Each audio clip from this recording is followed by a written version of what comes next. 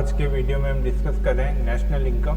National income पे हमारा third video है। इससे पहले के दो वीडियो में हमने नेशनल इनकम का कॉन्सेप्ट, जीडीपी का कॉन्सेप्ट, जीडीपी के कैलकुलेशन करने के method, real GDP, nominal GDP, GDP at factor price, GDP at market price पे डिस्कस कर लिया था। आज के वीडियो में हम एक नया कॉन्सेप्ट लेंगे जीएनपी का, ग्रॉस नेशनल प्रोडक्ट का। तो जीएनपी क्या होता है इसको समझने के लिए चलते हैं हम नेक्स्ट स्लाइड पे।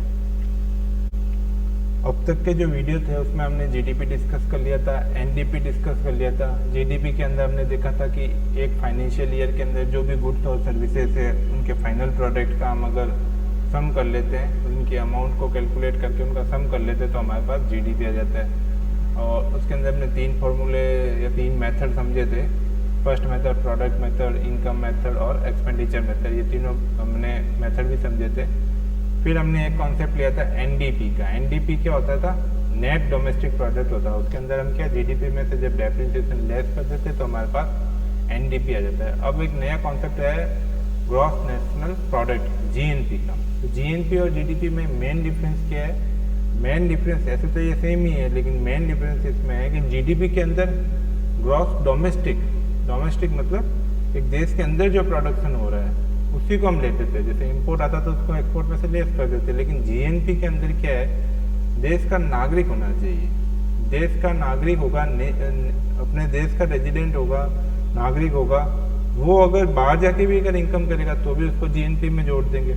और कोई फॉरेन का अगर पर्सन आके इंडिया में अगर प्रोडक्शन कर रहा है तो उसको हम घटा देंगे। जीडीपी के अंदर तो सिर्फ देश की बाउंड्री के लिए थी। बाउंड्री के अंदर भले फॉरेन का पर्सन है वो बना रहा है उसको भी ले लिया, और कोई इंडिया का पर्सन है वो बाहर जाके बना रहा है तो उसको नहीं लिया। लेकिन जीएनपी के अंदर क्या होगा? एक देश के अंदर अगर देश के नागरिक बना रहे हैं वो तो लेंगे, अगर फॉरेन पर्सन बना रहा है तो उसको हम इंक्लूड नहीं करेंगे। और अगर देश के नागरिक बाहर जाके भी, देश के जो सिटीजन है, कंट्री के सिटीजन है, अगर वो बाहर जाके भी अगर प्रोडक्शन कर रहे हैं तो उसको भी हम इंक्लूड कर देंगे जीएनपी के अंदर। जीडीपी और जीएनपी में यही मेन डिफरेंस है कि वो तो सिर्फ एक जियोग्राफिकल, भौगोलिक एरिया में अंदर, देश के अंदर जो भी प्रोडक्शन हो रहा है वो जीडीपी में लेंगे। लेकिन जीएनपी के अंदर जो फॉरेन से, जो इंडिया की जियोग्राफी या भौगोलिक सीमाओं के अंदर अगर कोई फॉरेन के सिटीजन्स है और वो प्रोडक्शन कर रहे तो उसको हम नहीं लेंगे। और इंडिया के जो सिटीजन्स है वो बाहर जाके अब्रॉड्स में, फॉरेन्स में जाके अगर प्रोडक्शन कर रहे तो उनको भी हम इंक्लूड करेंगे। तो ये जो मेन डिफरेंस है जीडीपी और जीएनपी में, बाकी सब सेम है। हम इसको रीड कर लेते हैं फटाफट से। GNP is the total measures of और flow of goods and services at market value resulting from current production during a year in a country including net income from abroad. तो अब्रोड में जो net income ली है वो ऐसे लिया है कि ना, देश के नागरिक जो बाहर जाके कमा रहे हैं और प्लस बाहर के नागरिक जो देश में कमा रहे हैं उनका नेट ले लेंगे। अगर उनका नेट अगर फेवरेबल हुआ तो गुड्स और सर्विसेज की जो मार्केट वैल्यू है उसमें जोड़ेंगे तो हमारा जीएनपी आ जाएगा। अगर वो फेवरेबल होगा तो जोड़ेंगे और अनफेवरेबल होगा तो उसको उसमें से माइनस कर देंगे। किस चीज़ को? जो भारत के सिटीजन है वो बाहर कमा रहे हैं उसमें से क्या माइनस करेंगे? जो फॉरेन के सिटीजन इंडिया में कमा रहे हैं वो माइनस कर देंगे। जीडीपी में ऐसा नहीं था। जीडीपी में तो भौगोलिक सीमाओं के अंदर अगर फॉरेन पर्सन भी अर्न कर रहा था तो उसको हम जीडीपी की कैलकुलेशन में शामिल कर रहे थे। लेकिन जीएनपी में ऐसा नहीं है, जीएनपी में उसको माइनस कर देंगे। तो आगे रीड करते हैं। GNP includes 4 types of final goods and services, consumer goods and services to satisfied immediate wants of the people. तो कंज्यूमेबल आइटम है उसके अंदर ये शामिल हो जाएंगे, गुड्स और सर्विसेज। सेकेंड है gross private domestic investment in capital goods consisting of fix capital formation, residential construction and inventories of finished and unfinished goods. तो इसके अंदर क्या होगा? इन्वेस्टमेंट की जो एसेट्स होगी वो आ जाएगी। थर्ड है goods and services produced by the government. तो गवर्नमेंट के जो प्रोड्यूस है कंट्री के, तो वो गवर्नमेंट तो कंट्री की है, कंट्री के सिटीजन है तो वो भी इसके अंदर इंक्लूड कर देंगे। Net export of goods and services, that is the difference value of export and import of goods and services known as net income from abroad. In this concept of GNP, there are certain factors that have to be taken into consideration. First, GNP is the measures of money in which all kinds of goods and services produced in a country during 1 year are measured in terms of money at current prices and then added together. But in this manner, due to an increase or decrease in the prices, the GNP saw a rise or decline which may not be real.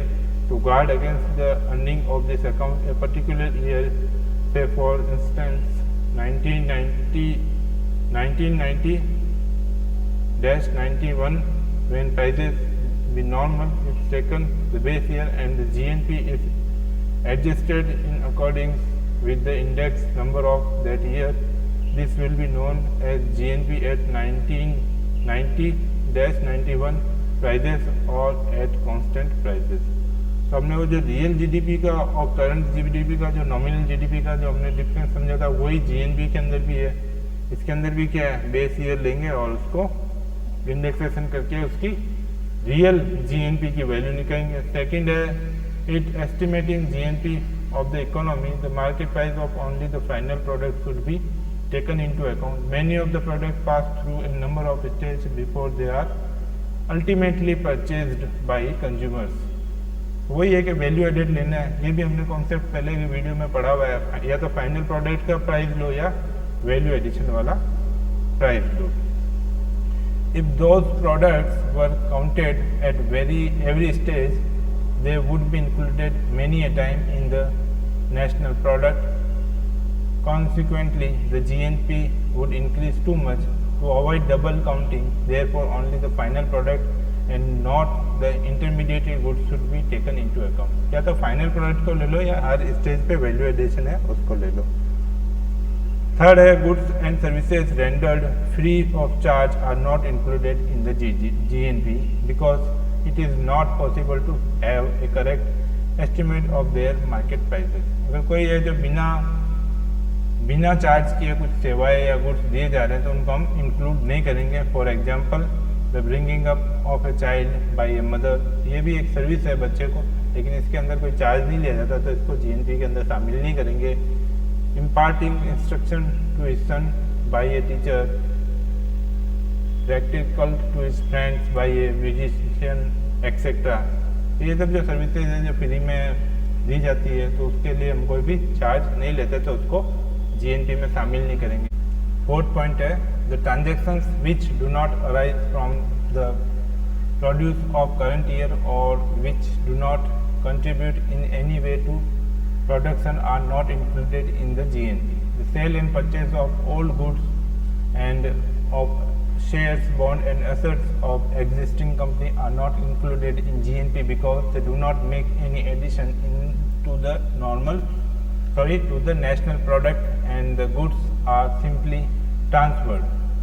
तो जो share हमारे पुराने share है जो companies में listed हो चुके हैं, शेयर मार्केट में जो लिस्टेड शेयर है उनका अगर हम खरीद बेचान करते हैं तो क्या नई एसेट्स को तो जनरेशन नहीं करते हैं वो. या फिर इन्होंने एक और एग्जांपल लिया सेकेंड हैंड गुड्स का, तो उसके अंदर भी क्या होगा, पहले एक बार फाइनल प्रोडक्ट के रूप में उसकी प्राइस को शामिल कर चुके हैं तो उसको हम GNP की कैलकुलेशन में शामिल नहीं करेंगे. ये एक तरह से सिर्फ ट्रांसफर है शेयर का, उससे उसको ऑनरशिप ट्रांसफर हो गई, लेकिन कोई नया एडिशन नहीं है. देश के अंदर कोई नया एडिशन तो है नहीं उसकी इनकम के अंदर, तो GNP की कैलकुलेशन में इन सबको शामिल नहीं करेंगे. फिफ्थ है the payments received under social security that is unemployment insurance, allowances, old age pensions and interest on public loan are also not included in GNP because the recipient do not provide any services in lieu of them, but the depreciation of machines, plants and other capital goods is not deducted from GNP. तो इसके अंदर subsidies वगैरह को भी है ना बाहर करा है, जैसे अनएम्प्लॉयमेंट, ये नॉन प्रोडक्टिव एक्सपेंसेज है, ओल्ड एज पेंशन हो गया तो या फिर सब्सिडी हो गई इंटरेस्ट पे, इन सबको क्या करेंगे शामिल नहीं कर लेंगे. अगर employment allowances, old age pension, ये क्या प्रोडक्टिव नहीं है, प्रोडक्टिव एक्सपेंसेज गवर्नमेंट का है नहीं. अगर किसी को ओल्ड एज पेंशन दी तो ओल्ड एज पर्सन ने कुछ सर्विस तो प्रोवाइड की नहीं तो उसको हम क्या करेंगे इनकम में शामिल नहीं करेंगे. एम्प्लॉयज़ को जो गवर्नमेंट सैलरी देती है उसके बदले में तो क्या वो कुछ गवर्नमेंट को काम करके देता है, या अनएम्प्लॉयमेंट जो अलाउंसेज देते हैं, बेरोजगारी भत्ता देते हैं, उसके अंदर भी वो क्या कोई सर्विस प्रोवाइड नहीं करता है. तो जैसे ऐसा प्रोडक्टिव है जिनमें से देश का कोई प्रोडक्शन नहीं बना तो उस खर्चों को हम माइनस कर देते हैं, उनसे इनकम में उसको हम शामिल नहीं करते. सिक्स है the profit earn on losses incurred on account of changes in capital assets as a result of fluctuation in market price are not included in the GNP if they are not responsible for current production or economic activities।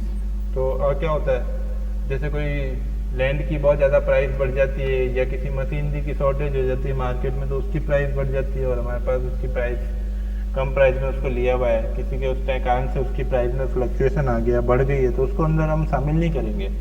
क्यों? क्योंकि उससे कोई production तो बढ़ नहीं रहा है, कोई एडिशन तो हो नहीं रहा है प्रोडक्शन या इकोनॉमिक एक्टिविटीज़ में। बस फिक्स एसेट में उसकी वैल्यू को हम रेक्टिफाइड करते हैं या रीवैल्यूएशन करते हैं। तो उसकी लैंड वगैरह की जैसे एक फैक्ट्री का कारखाना है, अगर उसकी कीमत हमने 10 लाख में खरीदा था और 10 साल बाद उसका वैल्यूएशन कर रहे हैं, तो फैक्ट्री की कॉस्ट क्या रही है, 10 लाख की क्या हो गई, 1.5 करोड़ रुपए हो गई है, 1.5 करोड़ हो गई है। तो हम क्या करेंगे, उसको एडीपी में जीएनपी में ऐड थोड़ी करेंगे। ऐड क्यों नहीं करेंगे? क्योंकि उस फैक्ट्री में तो प्रोडक्शन तो होता ही होगा, भले उसकी लैंड की कितनी भी प्राइस चली जाए। लैंड की प्राइस भले 40 लाख चली जाए, 10 लाख में ली हमने, 50 लाख हमने इसमें एग्जाम्पल में लिया, 10 साल बाद 1.5 करोड़ की हो गई, तो क्या हुआ, उससे कोई प्रोडक्शन में तो इंक्रीज नहीं हुआ रिवैल्यूएशन, तो उसको हम जीएनपी में शामिल नहीं करेंगे। For example, if the price of a house or a piece of land increase due to inflation, the profit earned by selling it will not be a part of GNP. But if during the current year a portion of a house is constructed new, the increases in the value of house after subtracting the cost of the newly construction portion will be included in GNP. Similarly, variation in the value of assets then can be ascertained beforehand and are insured against flood or fire are not included in GNP। तो GNP में क्या होता है, वही हमने discuss इसको कर ही लिया था, लैंड वगैरह की प्राइस हो गई तो हम इसको GNP में शामिल नहीं करेंगे। लास्ट है, the income earn through the illegal activity is not included in the GNP although the goods sold in the black market are priced and fulfill the needs of the people, but as they are not useful from the social point of view, the income received from their sales and purchase is always excluded from the GNP। तो illegal activities वो क्या होगा, social point of view से अच्छा नहीं है, तो उसको भी शामिल हम नहीं करेंगे। Next para, there are 2 main reason for this. One, it is not known whether these things were produced during the current year और द प्रीसीडिंग ईयर।